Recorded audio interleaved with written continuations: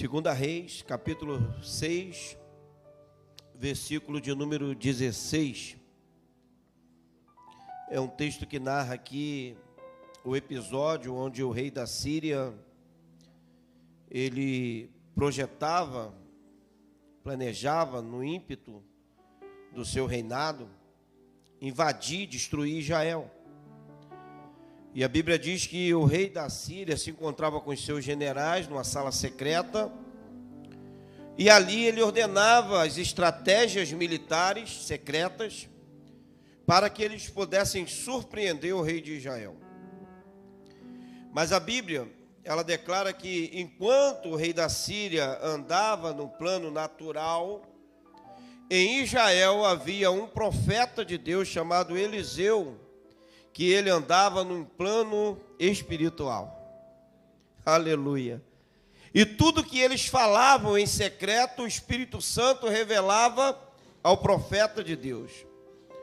E todas as armadilhas, emboscadas, ciladas que eles faziam, o profeta, por revelação de Deus, ele avisava ao rei, e o rei então surpreendia a nação inimiga. É interessante que quando nós andamos no plano natural, nós andamos no plano horizontal, olhamos pelas vistas humanas, nós olhamos dentro das nossas possibilidades. Sempre que olhamos no natural, a gente vai ter a nossa visão limitada. A visão limitada faz com que a nossa fé em Deus, ela não seja ativada, ela não seja uma fé atuante, uma fé convicta, uma fé que venha produzir frutos. Então a pessoa que ela anda no natural, ela vai viver de acordo com os momentos que a vida lhe impõe. O natural, ele faz isso. Mas quem anda no sobrenatural de Deus, ele não vai andar por vista, mas ele vai andar por revelação de Deus. A revelação de Deus, ela vai fazer parte da sua vida. Por isso que nós estamos aqui nessa noite. Você está aqui nessa noite porque Deus, ele vai te revelar algo através da sua palavra. A palavra, ela é o descortinar dos céus para revelar os segredos do coração de Deus para a sua vida. A palavra de Deus diz que o Senhor, Yahvé, o Deus poderoso, ele não faz nada na terra sem antes revelar os seus segredos aos seus santos, os profetas. Então nós temos as chaves do reino. As chaves do céu, ela foi dada à igreja. Não foi isso que Jesus falou? Tu és Pedro, e sobre esta pedra edificarei a minha igreja.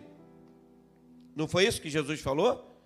Eu te darei as chaves do reino, para que o que tu ligares na terra, seja ligado aonde? E o que tu desligares na terra, seja desligado no céu.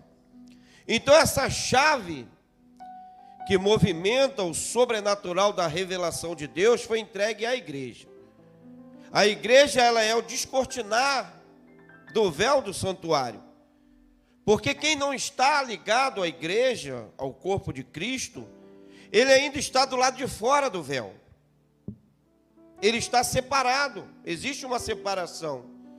Uma vez que você vem para Cristo, aceita o sacrifício de Jesus na cruz do Calvário, o que acontece? Aquele véu que foi rasgado, ele passa a ser aberto para você.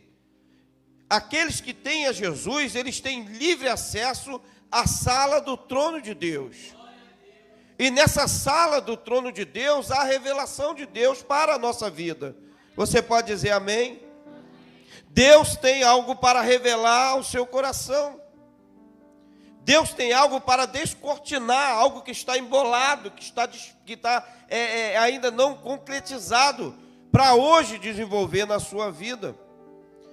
Quando nós vamos observar esse andar sobre o plano de Deus, nós vamos compreender que a nossa visão, ela passa a ser outra, com relação às coisas que estão diante de nós. Quando nós passamos a andar por revelação de Deus, nós não olhamos as coisas pelo plano natural. Quando nós passamos a viver por revelação de Deus, as nossas palavras, elas não são mais palavras naturais. Nós passamos a andar em um plano mais elevado, numa dimensão mais elevada, que é a dimensão do Espírito de Deus. Você consegue compreender isso? Eu vou tentar trazer para você, de uma forma bem simples, o poder que há nas nossas palavras, o poder que há na nossa visão, quando nós andamos por revelação de Deus. Lá perto de casa tinha o avô da Carol. A Carol até conta um caso muito engraçado, que o papagaio do avô dela seguia, corria atrás dela. E a Carol era a atração da casa. Porque o papagaio não corria atrás de ninguém, mas corria atrás da Carol. E toda vez que alguém chegava na casa da Carol, o avô queria mostrar que o papagaio dele era um papagaio diferente. Então ele trazia a Carol pequenininha, Carol que é membro da igreja, pequenininha, e ele soltava o papagaio, e aonde a Carol tivesse, o papagaio colocava a Carol para correr. Ele beliscava o pé dela e ela tinha que correr, e todo mundo ficava admirado, não é, com a perseguição que o papagaio fazia dentro da casa para Carol. Mas eu não quero falar da perseguição do papagaio, eu quero falar do que o papagaio fazia conosco. A casa da Carol era cheia de fruta, né? Quintal grande, cheio de fruta, e nós, às vezes, pulávamos no muro, criança pronta, e nós pulávamos o muro ali do seu Manelzinho.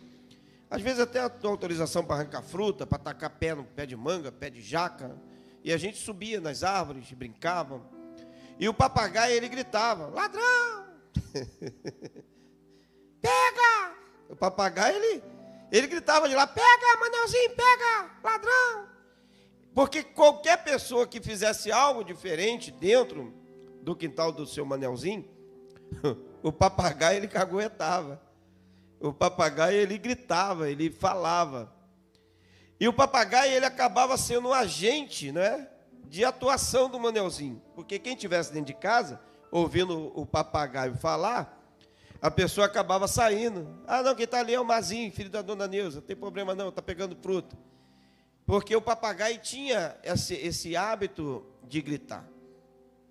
Mas o papagaio, ele é só o repetidor de voz, né? O papagaio, ele repete voz. O papagaio, ele não tem a mente, né, soprada pelo Espírito de Deus para trazer através da sua voz a existência de coisas que não existem. Ele só repetia a voz, mas mesmo ele sendo um ser irracional, a voz dele provocava uma reação.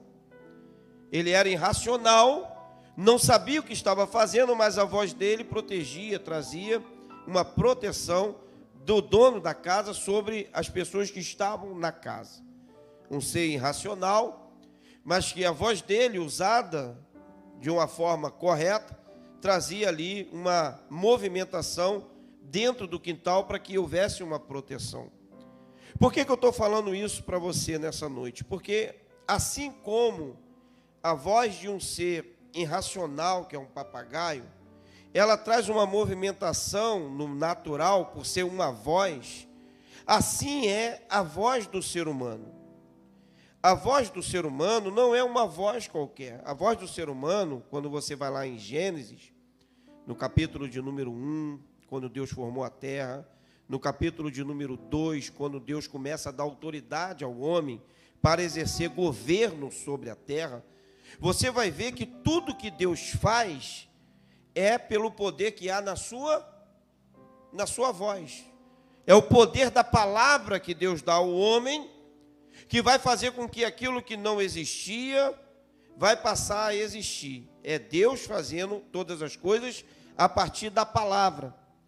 E depois Deus delega ao homem essa mesma autoridade, dizendo ao homem: olha, agora é com vocês. Vocês devem governar sobre os peixes do mar, sobre as aves do céu, sobre as bestas da terra. Vocês devem governar sobre as árvores, sobre tudo que há na terra.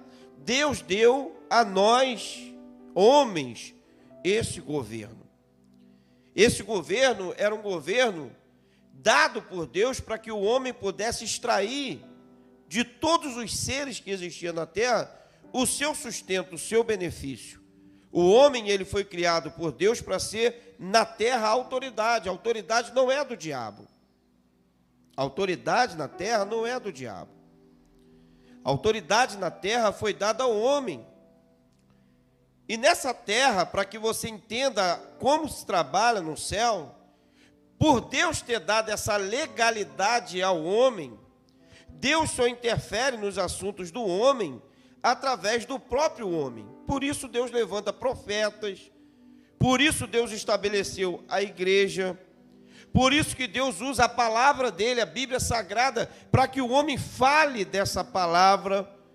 Por isso que Jesus veio e se fez homem e habitou entre nós, porque como homem, porque era o homem que tinha a delegação de autoridade, ele teve que se transformar em homem, para que essa delegação de autoridade terrena pudesse ser dele. Por isso Paulo diz assim: a ele foi dado todo o poder no céu, na terra e debaixo da terra. Ele veio recebendo autoridade de cima para baixo, porque o próprio Pedro diz que depois que ele morre, ele desce até onde? As regiões inferiores da terra. Ele leva cativo o cativeiro, toma a chave do Hades, do inferno. Ele vai exercendo a autoridade dele como homem que venceu, porque Deus não vai desobedecer um princípio estabelecido por ele mesmo. Então, como homem, Jesus venceu, porque a delegação de autoridade foi dada ao homem. Deus podia fazer assim, ó, acabou a delegação de Satanás na terra, Satanás não manda, não. Mas é o homem que tem que destruir Satanás, através do poder que há no sangue de Jesus. Quem tem o sangue de Jesus tem autoridade sobre os espíritos no nome de Jesus. O poder da morte, do inferno, não pode nos tocar, porque sobre nós está o Adão que venceu o pecado. O Adão que venceu a morte, a saber, Jesus Cristo, o nosso Senhor. A palavra, ela não vai ferir os próprios princípios estabelecidos pela palavra. Entenda isso, eu quero entrar na mensagem, mas eu estou te explicando a base que é a visão de viver por revelação, para que você compreenda o que é estar debaixo dessa autoridade de Deus. Eu vou te dar um exemplo aqui, quer ver? Quando nós vamos ver um homem que vive por visão natural e um homem que vive por visão espiritual. A Bíblia diz que Saul, ele era rei de Israel. Rei, autoridade máxima, o poder mais elevado de uma nação. E Davi, ele era o pastor menor da casa, que estava esquecido num pasto, atrás das ovelhas malhadas do seu pai. Olha, uma posição inversa ao do rei da nação. A posição do rei era a posição mais elevada no plano horizontal. A posição de Davi era a posição mais baixa no mundo horizontal. Os dois estavam vivendo os opostos da vida. Um era rei e o outro era o menor da casa, esquecido pela família, atrás das ovelhas malhadas, que eram as ovelhas mais baratas, vamos dizer assim, eram as ovelhas sem qualidade, do seu pai, era Davi, lá atrás. Mas vamos ver no plano vertical como era a posição. A Bíblia diz que Saul era rei, mas Saul andava num plano natural. Saul olhava com os olhos humanos. E diante das adversidades da vida, Saul, ele começou a ver as impossibilidades para exercer a sua posição de rei. A Bíblia diz que o gigante apareceu, o gigante Golias apareceu. E o coração de Saul foi tomado pelo medo, pelo pânico, pelo desespero. Porque a visão de Saul era uma visão que não competia, que não abrigava os propósitos de Deus. Sempre que a nossa visão não estiver alinhada com o céu, A gente vai olhar e vai ver as coisas nos âmbitos ou na dificuldade que está aparente. Se você olhar o seu dia a dia, por exemplo, o seu trabalho, pelo olhar humano, o seu salário não dá para você pagar a metade das suas contas. Se você olhar a sua vida e disser, poxa vida, que situação que eu estou vivendo, a minha casa é pequena, eu não tenho uma condição de ter um carro melhor, eu não vejo esperança, eu não vejo futuro. Se você olhar pela perspectiva humana, os olhos humanos, você só vai ver fracasso e derrota. Por quê? Porque os nossos olhos humanos, eles nos reportam ao pecado. E o pecado nos reporta a morte, porque o salário do pecado é a morte. Por isso que quem olha no plano de Adão só consegue ver miséria, só consegue ver escassez, só consegue ver as coisas pelo lado ruim. A irmã Sara pregou aqui, eles carregavam, o levita, o Mateus falou aqui, eles carregavam uvas, cachos de uvas sobre os seus ombros, que era necessário 2 homens para carregar um único cacho de uva.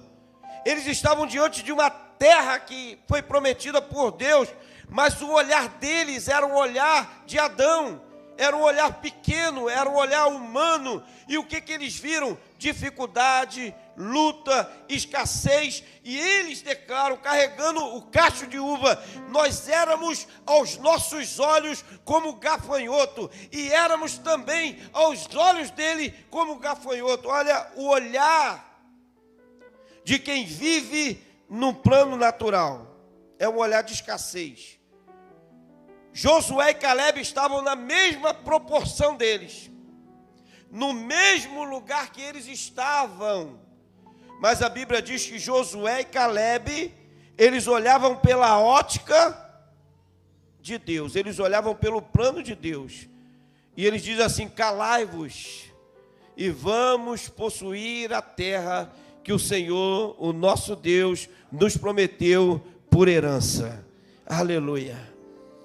Davi, ele estava do lado oposto de Saul, mas Saul estava vendo o tamanho do gigante, a proporção do gigante, e a Bíblia diz que o coração de Saul temeu durante 40 dias.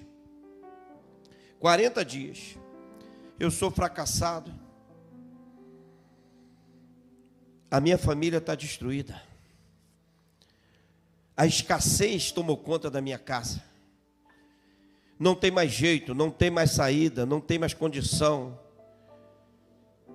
O olhar de Adão, ele nos faz olhar assim, expulso do paraíso, renegado, espírito de miséria, espírito de quem está do lado de fora, espírito de quem é coitado, espírito de quem não vai vencer, espírito de quem só vê a derrota, de quem só tem os lábios para proferir palavras contrárias.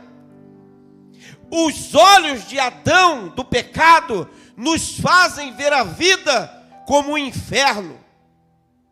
É isso que muitos cristãos vivem. Eu já vi pessoas que são crentes dizer: eu vivo um inferno na terra. Aqui é um inferno, a minha casa é um inferno. É.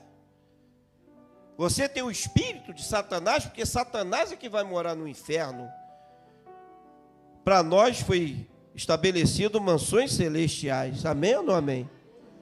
Para nós foi estabelecido um reino de vitória e de bênção.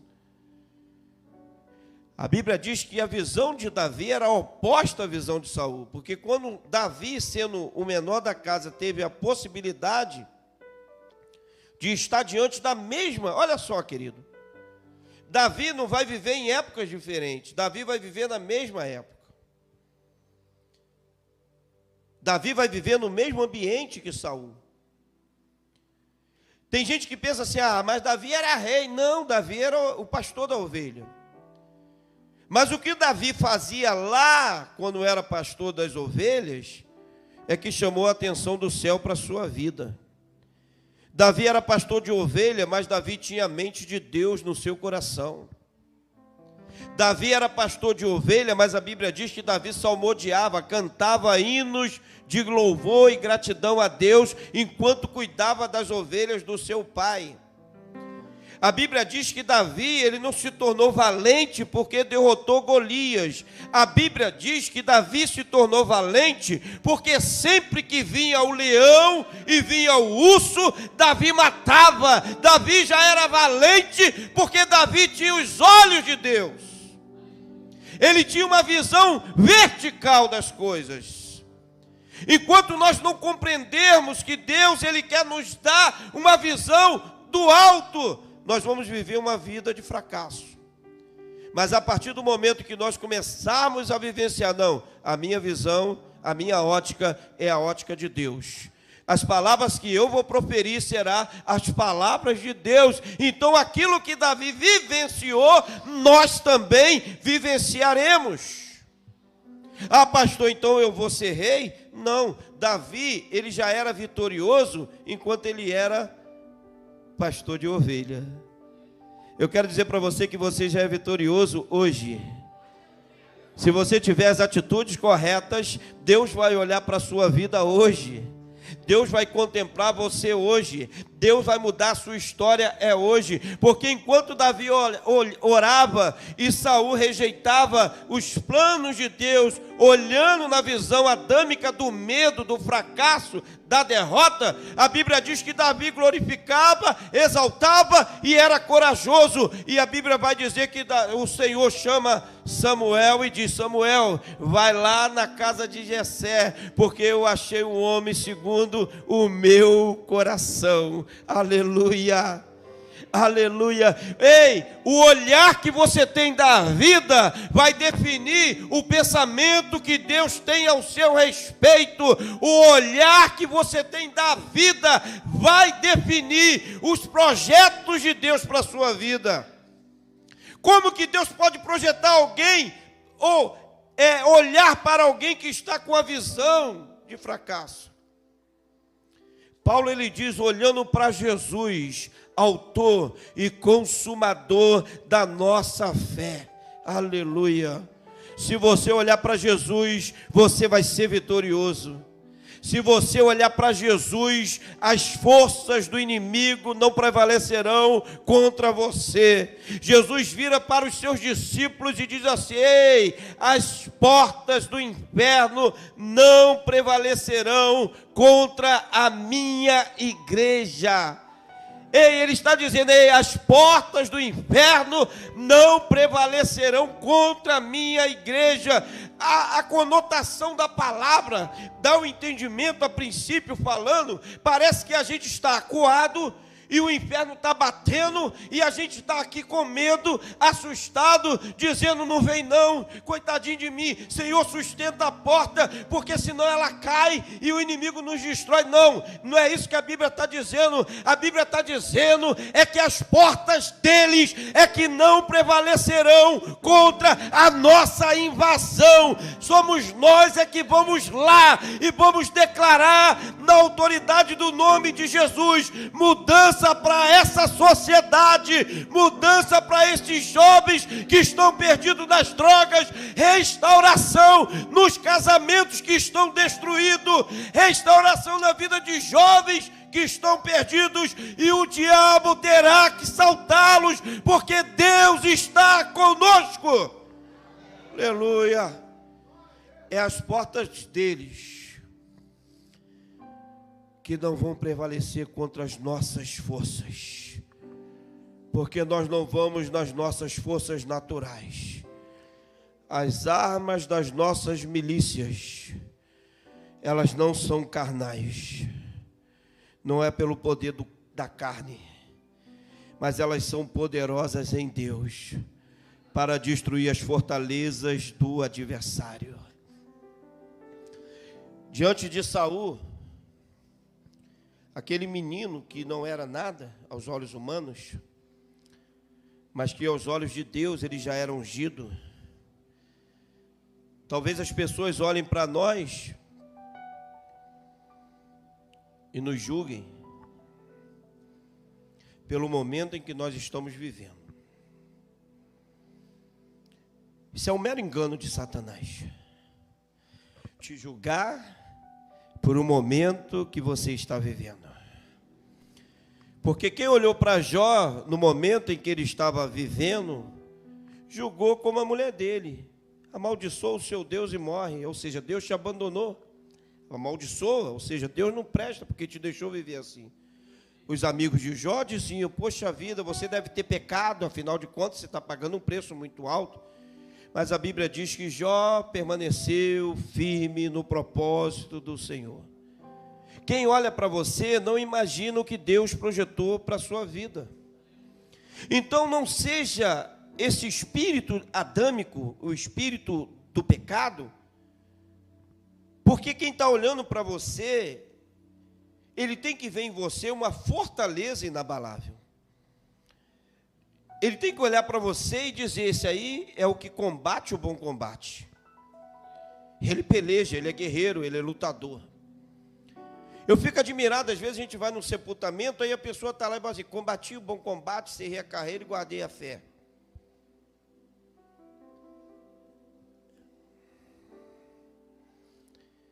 Você tem coragem de colocar isso na lápide? Ou pedir para alguém colocar isso na sua lápide do sepultamento? Quando eu morrer, bota lá: combati o bom combate, encerrei a carreira e guardei a fé. Porque combater o bom combate é olhar com o olhar que Paulo tinha de Deus. Paulo, ele olhava tanto pelo espiritual, pela visão de Deus, que ele dizia assim: ó, eu vivo não mais eu, mas Cristo vive em mim. Deus vai nos dar uma visão ampliada nesta noite. Deus vai nos fazer produzir palavras que vai gerar vidas. Deus vai nos dar autoridade para desfazer aquilo que estão fazendo contra a nossa família. A Bíblia diz que diante de Saul, Davi dizia assim: eu vou pegar esse incircunciso filisteu e eu vou enfrentá-lo. E a visão de Saul, visão adâmica: mas tu não tem força, mas tu é um menino, mas tu não tem condição, tu não sabe lutar. Ele é um herói experimentado no combate. A Bíblia diz que esse gigante, ele era tão assustador, que ele tinha quase 3 metros, daqui do chão aqui, é 3 metros de altura, irmão. A armadura desse homem pesava 60 quilos. A armadura dele, a indumentária dele era 60 quilos. Imagina um homem de 3 metros de altura com 60 quilos de armadura, lança, escudo, capacete. Capacete com aquelas hastes para cima devia dar mais 1 metro. Aquilo era uma visão assustadora, que ele assustou um exército inteiro. Mas Davi, ele não olhava pela visão do homem. Entenda isso, a nossa visão, ela vai determinar. A Bíblia diz assim: assim como o homem se vê, assim ele é. Se você se vê como uma ratazana, tu vai ter comportamento de uma ratazana. Se você se vê como um fracassado, o fracasso vai estar diante de você. Se você se vê como um lixo, porque tem gente que diz: eu sou um lixo, você vai viver na lixeira. Mas se você se vê como servo do Senhor, filho do Deus Todo-Poderoso, herdeiro de mansões celestiais, escolhido por Deus, santo na casa do Senhor, Deus vai te estabelecer conforme as palavras que nós estamos pronunciando. Porque a palavra tem poder. E Davi dizia: olha, assim como eu matei o leão e o urso, o Senhor vai entregar o gigante na minha mão. Quem tem testemunho, querido, de vida com Deus, ele não vai se estremecer diante dos adversários. Não pense que as provações, as dificuldades, elas são para nos diminuir, não. Isso é um mero engano. Porque o metal, o ferro, o ouro, antes dele se tornar algo valioso, ele precisa passar pelo fogo. O fogo é para nos forjar. E ninguém pode ser forjado se não receber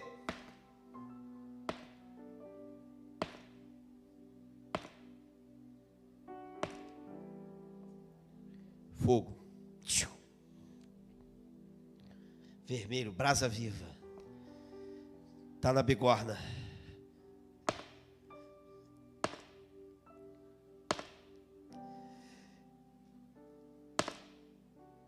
Fogo. Brasa viva.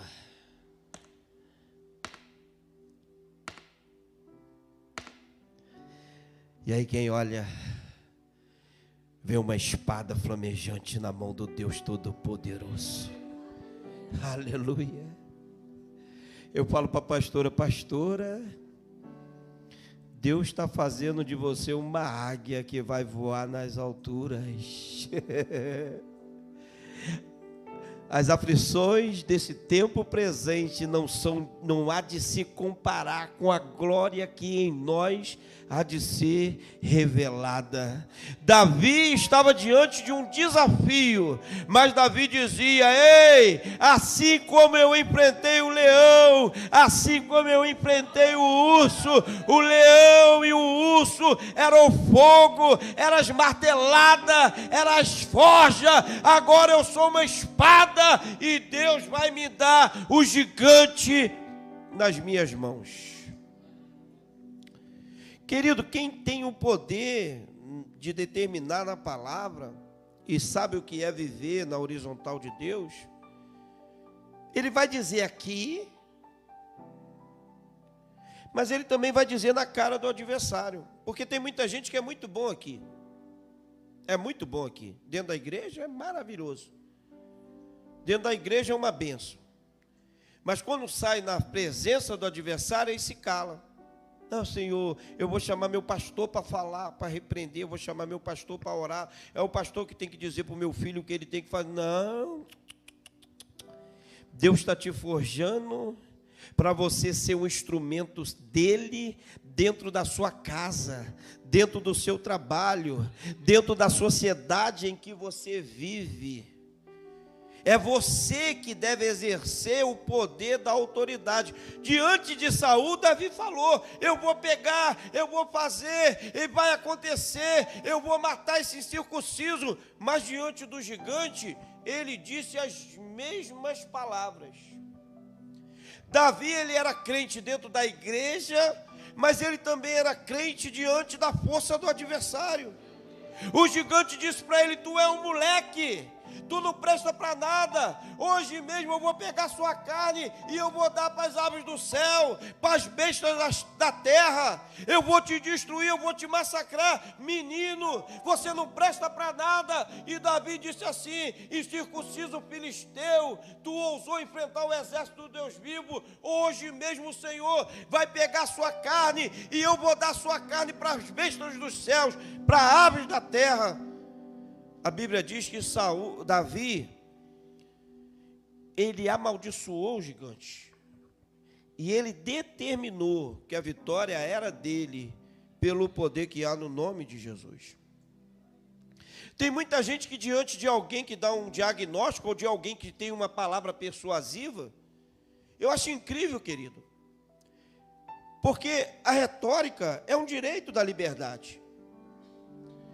Tem gente que acredita em tudo que é falado. Não tem argumento para nada. Escuta uma pessoa mentindo, mas não sabe discernir que aquilo é uma mentira. Que a estratégia do diabo é uma mentira. Vê o caso agora dessa criança.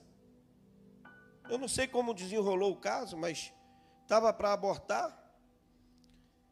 30 mil pessoas em uma fila querendo uma criança. 30 mil. Mas as pessoas dizem assim: tem que abortar. A criança viva, tem que abortar. Porque a morte das crianças é algo que agrada a Satanás. Você resolve um problema muito simples. Se você não quer, você dá para alguém que queira. Não é assim que a gente faz? Você não quer, dá para alguém que queira. Mas Satanás, ele tem o engodo dele para enganar a sociedade. E os cristãos, muitas vezes, eles são levados pelas palavras persuasivas. Quando o gigante amaldiçoou Davi, se Davi não tem a mente de Deus, as palavras do gigante entram no coração de Davi. E Davi fica persuadido a aceitar a demanda, a carga do gigante sobre ele. O gigante está usando o poder da intimidação. Eu vou te matar, eu vou te destruir. Mas Davi, ele tem a visão de Deus. E ele diz, eu não aceito as suas palavras. Mas quem vai fazer decreto sobre ti, sou eu. Você está entendendo? Tem gente que pega uma palavra do médico e toma como uma verdade absoluta para a sua vida. Sendo que quem faz milagres é o Senhor. Tem gente que pega uma decisão tomada no momento da aflição, do desespero, e toma aquilo como verdade. Eu vejo isso como pastor. Durante 365 dias no ano, vem pessoas aqui que profetizam a bênção do Senhor, a paz do Senhor, a glória de Deus, o estabelecimento do reino na sua casa. O pastor ajuda, o pastor trabalha, a igreja trabalha, você tem oração de madrugada, eu levanto, eu oro, a igreja sobe monte, eu subo monte orando 365 dias por ano. Mas uma única palavra, a pessoa guarda por 1000 anos no seu coração. 60 milhões de palavras boas, a pessoa não quer guardar dentro do seu coração. Se a gente botasse na balança e falasse, poxa, já teve 600 mil palavras boas, por que eu vou me incomodar com uma palavra ruim? Não é verdade? Mas geralmente é ao contrário, as pessoas pegam as palavras boas e jogam fora, e pega uma palavra ruim e guarda dentro do seu coração como sendo verdade absoluta. Hoje à noite o poder dessas palavras contrárias caem por terra contra a sua vida. Você vai liberar o seu coração de palavras ruins, e você vai abrir o seu coração para liberar palavras de vitória. Davi não aceitou decretos do gigante, mas Davi estabeleceu os seus próprios decretos espirituais. Nós vimos aqui que Davi ele fez decreto diante de Saul, e Davi ele fez decretos diante do gigante. A palavra, ela é capaz de mudar o quadro e a situação. No final do combate, nós sabemos qual foi o final da história. Porque Davi ele era valente lá fora, quando era menino, atrás das ovelhas. Ele foi valente na frente de Saul.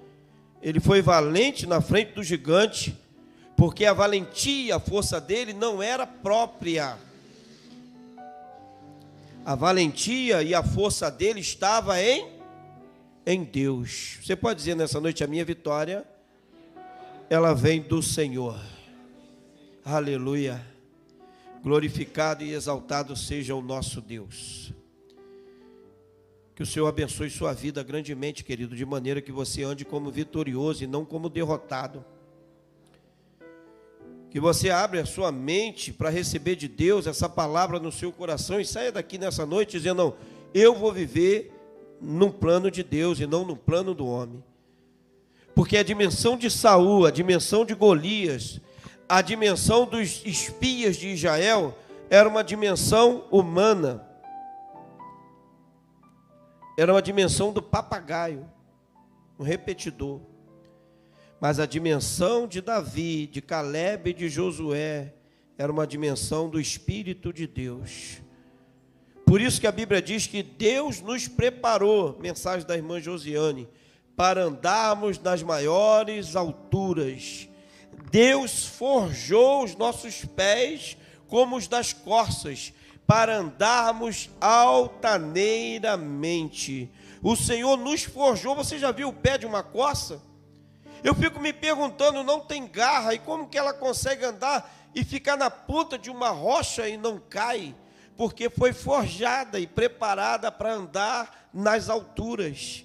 Deus te preparou para andar nas alturas. Deus não te preparou para andar em lugares baixos, mas Deus te preparou e te forjou para estar em lugares estabelecidos por Ele. Nós voltamos aqui agora em 2 Reis, capítulo 6, onde o servo de Eliseu, ele andava na visão humana. E Eliseu, ele andava na ótica de Deus. E essa oração que Eliseu fez no capítulo de número 16, diz assim: e ele disse, porque quando o rei da Síria viu que o profeta de Israel fazia e declarava os seus sonhos, ele descobriu onde Eliseu estava e disse assim: vamos lá capturar o profeta de Israel. Porque sem profeta não tem revelação. E sem revelação, a vitória do inimigo vai prevalecer. Sempre Satanás vai querer calar a voz de Deus. Sempre Satanás vai querer calar a voz que vai trazer a visão do céu. Mas a Bíblia diz que ele mandou um exército atrás de Eliseu. E quando o exército chegou, dominou a cidade, cercou a cidade de madrugada. E o moço de Eliseu, quando acorda pela manhã, ele se desespera e ele diz: ai, pai meu pai, fomos cercados. O rei da Síria nos dominou, tomou a cidade. E aí Eliseu, que andava pelo plano divino, pela ótica, dimensão espiritual de Deus, ele disse assim: Senhor, versículo 16 que nós lemos, e disse ele: não temas, porque mais são os que estão conosco do que os que estão com eles. E orou Eliseu e disse: Senhor, peço-te que lhe abra os olhos para que veja.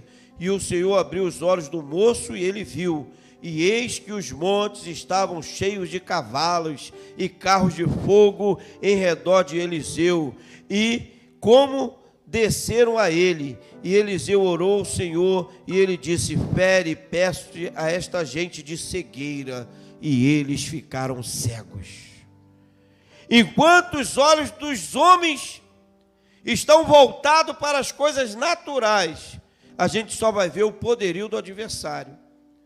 Mas quando nós entendermos que estamos rodeados por uma nuvem tão grande de testemunha, de anjos de Deus, que estão aqui nessa noite com espada de fogo desembainhada, que o inimigo tentou nos afligir e nos atacar, e que tem pessoas que para chegarem aqui nessa noite passaram por um desafio de dificuldade e luta, mas maior é o que está conosco do que o que está na mão dos adversários. O Senhor abriu os olhos, abriu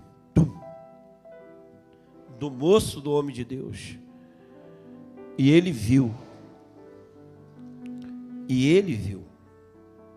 Entenda uma coisa, querido: nós não podemos viver por experiência de outros. Nós temos que aprender a viver com as nossas próprias experiências. E existe uma fórmula dada por Deus que nós podemos viver as nossas próprias experiências. Tem alguém aqui que quer entrar numa atmosfera do espírito mais elevada? Tem alguém aqui que quer olhar pelos olhos da fé e ver os céus se abrindo? Tem alguém aqui que quer olhar como Davi olhava as coisas? Tem alguém aqui que quer fazer decreto de vitória e vai viver triunfando em vitória? Tem alguém aqui que vai parar de olhar como Adão, visão de pecado, de fracasso, de expulsão, de rejeição, e vai viver um novo tempo com Deus? Há alguém aqui nessa noite? Jesus, ele diz que o reino de Deus, ele é chegado até nós. Você pode dizer: o reino de Deus chegou até nós. Essa foi a maior declaração de Jesus. Jesus, ele dizia: é chegado o reino dos céus. Mateus capítulo 3, versículo 4, ele diz: é chegado o reino de Deus. Mateus capítulo 4, versículo 17, ele diz: é chegado até vós o reino dos céus. O reino de Deus, ele é chegado até nós. O reino de justiça, de amor, de paz, de alegria. O reino de poder, de glória, da manifestação do Espírito. O reino de Deus, ele chegou até nós. Ele está no nosso meio.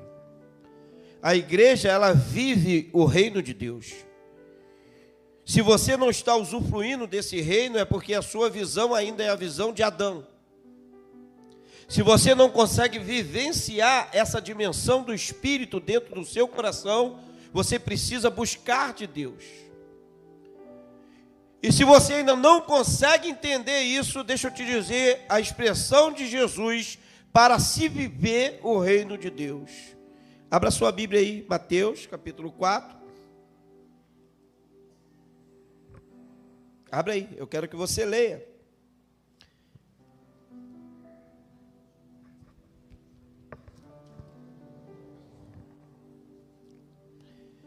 Capítulo 4, versículo 17. Quem achou diz amém. Você quer viver isso na sua vida? Quem quer viver? Diga amém. Jesus diz assim: desde então começou Jesus a pregar e a dizer, o que Jesus dizia? Arrependei-vos, porque é chegado o reino dos céus. Viram uma página aí, capítulo 3, versículo de número 2. Versículo 3, 2 diz assim: arrependei-vos, porque é chegado o reino dos céus. Você quer vivenciar o reino de Deus na sua vida? Você quer viver na dimensão que Davi vivia, na dimensão do Espírito que Josué e Calebe vivia? Você quer viver na dimensão do Espírito que o profeta Eliseu vivia? A condicional para se viver o reino de Deus chama-se arrependimento. Se você se arrepender dos seus pecados, se você se arrepender das suas transgressões, da maneira que você tem como modelo de vida, a Bíblia diz que você vai vivenciar o reino de Deus. A condicional é o arrependimento. Uma pessoa orgulhosa, uma pessoa egocêntrica, uma pessoa que, é altiva de espírito, uma pessoa que ouve uma mensagem, em vez de estar ligado no que está sendo falado pelo Espírito de Deus, e depois paga preço e não sabe por quê. Porque o Espírito está falando, o Espírito está conduzindo a noiva, o Espírito está direcionando a igreja, e a pessoa está rejeitando o Espírito. E a Bíblia diz que rejeitar a voz do Espírito é rejeitar a voz de Deus. E nós temos que entender, eu preciso rejeitar a vontade da minha carne e ouvir o direcionamento do Espírito. Quem tem ouvidos para ouvir, ouça o que o Espírito diz à igreja. Se arrependa antes que seja tarde demais. Se arrependa antes que Deus pese a mão. Se arrependa antes que chegue o dia do juízo. Porque o arrependimento é a condicional de Deus para se viver no âmbito de Jesus. É o arrependimento. Eu preciso me arrepender. A vida do cristão é uma vida verdadeiramente de arrependimento. Não, eu me arrependo porque eu vivi uma vida de falha e eu vou pedir perdão a Deus todos os dias. Quando eu acordo, eu dobro o meu joelho e eu digo: Senhor, perdoa as minhas falhas, as minhas transgressões, porque eu quero vivenciar o seu reino. Eu costumo dizer sempre, quem vai estar no inferno são as pessoas que, quando ouvem a palavra, dizem assim: eu não sou merecedor do inferno, o inferno não é para mim. E quem vai estar no céu, ao acordar, ele diz assim: Senhor, o meu lugar era o inferno. Eu sou merecedor do inferno. Mas pelo sangue de Jesus eu fui salvo, lavado e remido. Por isso eu não quero ir para o inferno, eu quero estar com o Senhor, eu quero vivenciar o teu reino. Me purifica dos meus pecados, eu me arrependo, Senhor, me transforma, modifica o meu coração, modifica a minha vida. Aqueles que dizem que não são merecedores do céu, esses vão para o céu. Uma vez eu coloquei isso no grupo, uma pessoa diz assim: ah, pastor, meu lugar é no céu. Meu lugar é no céu. Eu sou merecedor do céu. Nós somos merecedores de uma condenação eterna. Nós somos pecadores. Todos pecaram. Fomos destituídos, afastados da glória de Deus. Mas é o arrependimento. É o arrependimento, a condicional. Por conta do arrependimento, o sangue de Jesus nos purifica de todo pecado. tira todo o peso da condenação. É o arrependimento. Arrependei-vos e nós vamos viver o reino de Deus sobre a nossa vida. Primeira condição é o arrependimento. Quando nós nos arrependemos, nós vamos viver o reino de Deus. Segunda condicional, para nós vivermos os planos de Deus. A Bíblia diz que Eliseu, ele orou a Deus. A Bíblia diz que quando houve a seca lá em Israel, Elias orou ao Deus do céu para que viesse chuva. Ele não orou para que não houvesse chuva. Ele decretou a palavra cumpriu-se, não choveu. Mas para chover, aí ele teve que orar. Ele teve que buscar a presença de Deus. Tem decretos que nós fazemos que vai acontecer assim, ó. Principalmente se for força contrária. Se for do lado contrário, não vai chover. Meu filho não presta, minha casa é um lixo, minha casa é uma falência, a terra é um inferno. Para acontecer, por causa do decreto, é muita coisa. Agora, para reverter o quadro, é só através de oração. Tem demônios que ele não sai, a não ser com jejum e com oração. Tem que orar muito e jejuar muito para desfazer as obras de Satanás. A Bíblia diz que a segunda condicional para nós vivermos o sobrenatural de Deus é a oração. Paulo ele diz: orai sem cessar.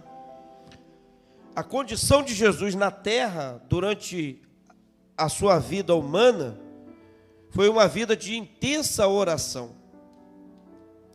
Jesus dobrava os seus joelhos e orava ao Pai. Jesus pegava um prato de alimento e ele dava graças ao Pai. Jesus ele ensinou por diversas vezes como nós devemos orar. Se você ler João, capítulo de número 17, você vai ver a oração intercessória de Jesus. Se você for ver Efésios, capítulo de número 3, você vai ver Paulo orando. Se você for ver o livro de Atos, a Bíblia diz que Pedro e João subiam ao templo para orarem ao Senhor. Na descida do Espírito Santo, eles estavam reunidos em oração. A oração é a conexão do homem com o céu. Você não tem a internet, que precisa estar conectada para você acessar coisas que você não tem acesso, uma comunicação? O céu, essa comunicação, o sinal do Wi-Fi do céu, é a oração. A oração, ela funciona até debaixo d'água, querida. Antes do culto começar, eu tentei acessar a chuva, com o tempo chuvoso não pega. Mas a oração, querida, ela funciona com tempo chuvoso, com tempo de sol. A oração funciona em tempo de paz e em tempo de guerra. A oração, querida, é a essência que Deus estabeleceu para a sua igreja. Vem para cá, o ministério de louvor.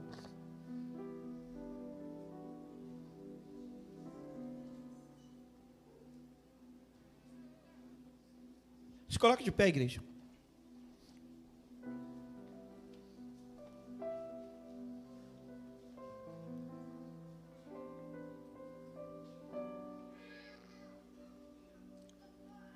A terceira coisa que nós precisamos para vivenciar o sobrenatural de Deus chama-se atitude.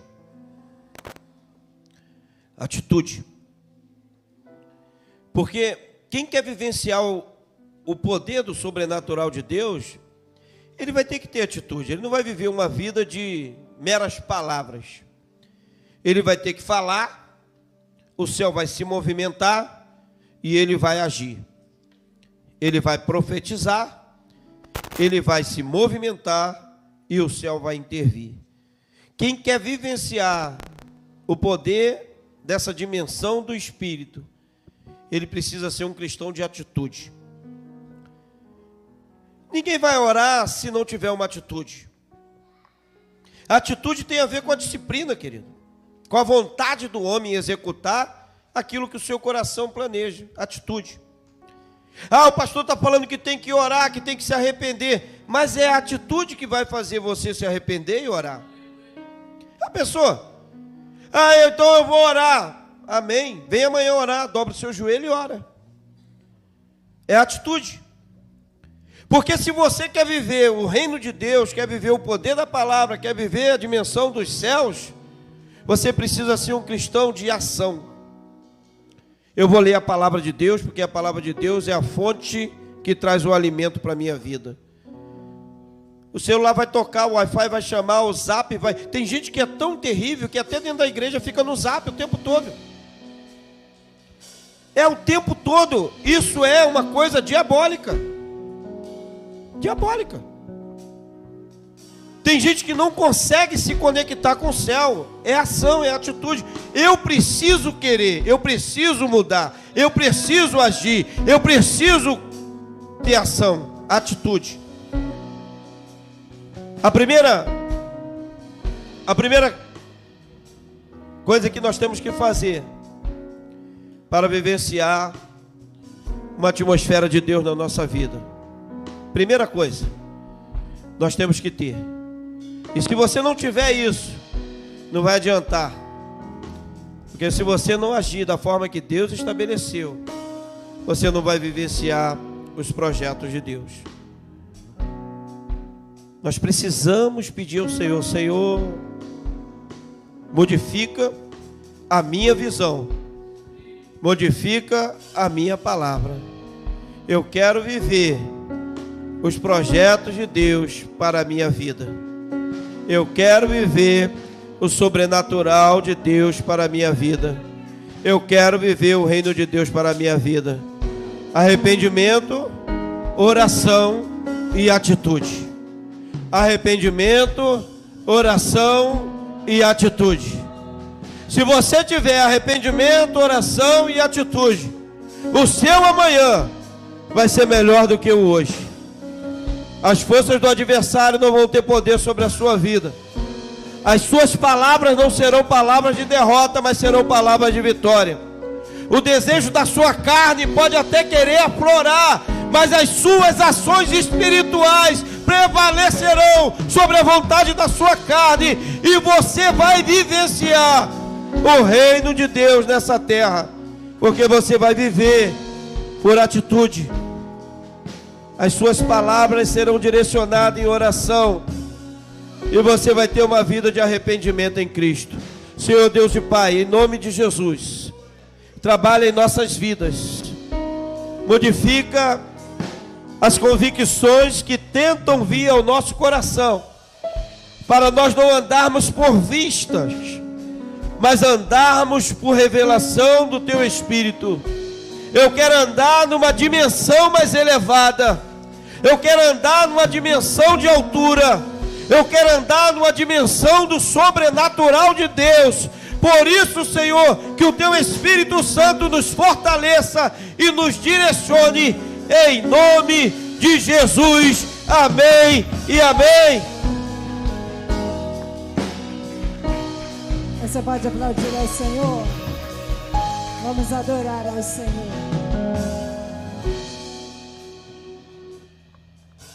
Nenhuma arma contra nós prospera,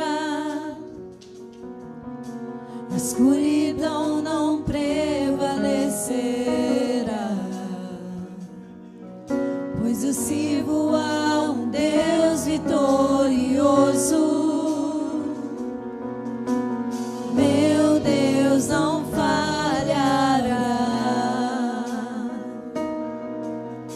meu Deus não falhará. A vitória eu posso ver, a vitória eu posso ver. A batalha pertence ao Senhor. A vitória eu posso ver, a vitória eu posso ver. A batalha pertence ao Senhor.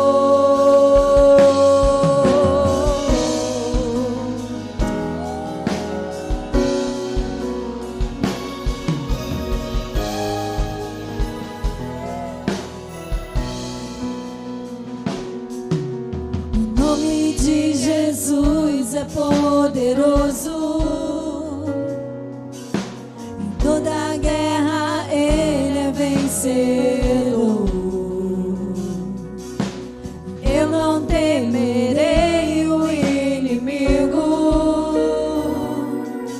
Eu sei qual será o seu fim. Eu sei qual será o seu fim. A vitória eu posso ver. A vitória eu posso ver. A batalha pertence ao Senhor. A vitória eu posso ver. A vitória eu posso ver. A batalha pertence ao Senhor. A vitória eu posso ver. A vitória eu posso ver. A vitória eu posso ver. A batalha pertence ao Senhor.